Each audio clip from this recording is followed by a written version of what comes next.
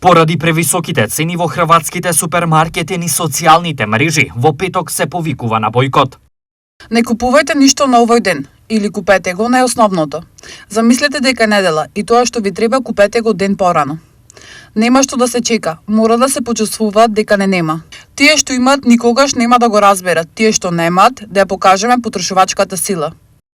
Ова се само некои од пораките на поддршка кои се шират низ социјалните мрежи во Хрватска. Идентичен револт има и кај нас, бидејќи темата со високите цени е предолго присутна, а по конкретен ефект за граѓанскиот стандард нема. Се предлагаат најразлични мерки, но цените и трговците секогаш триумфираат. Што граѓаните мислат за хрватската иницијатива? Треба и кај нас да биде тук. Оти не е само Хрватска на качување и у Македонија. Ова без контрола се не качува, нема никаква инспекција, дозволено што се вика превише на своја рака да се работат. Кој сака скапи цене? Никој не ќе скапи цене.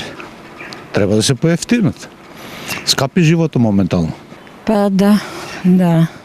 Па стварно многу високо цените, значи толку се качија што не може да биде. И кај нас треба и таму, и кај нас треба да има такви. Нема слабо се. А цените големи, а пензии, плати нема. Само народот дали ќе стане тако. Докато не стане работникот, братче, ништо не бива да. Теја само тоа може да кажеш. Во Хрватска борбата со цените е жестока, а мерките се идентични на нашите. Дали бојкотот е вистинско решение? Значи тоа треба низ економски механизми да се решава. Бојкотот е на еден начин политички потек.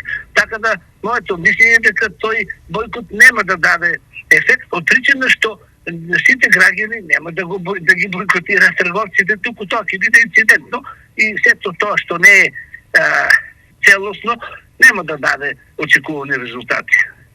Во Македонија против европските цени 70% од пензионерите се борат со пензија од 20.000 денари, со минимална плата од 22.500 и потрошувачка кошничка од 1.000 евра. Има ли можност високите цени да се намалат е недискутабилно, бидејќи многу производи во европските земји се далеку поевтини.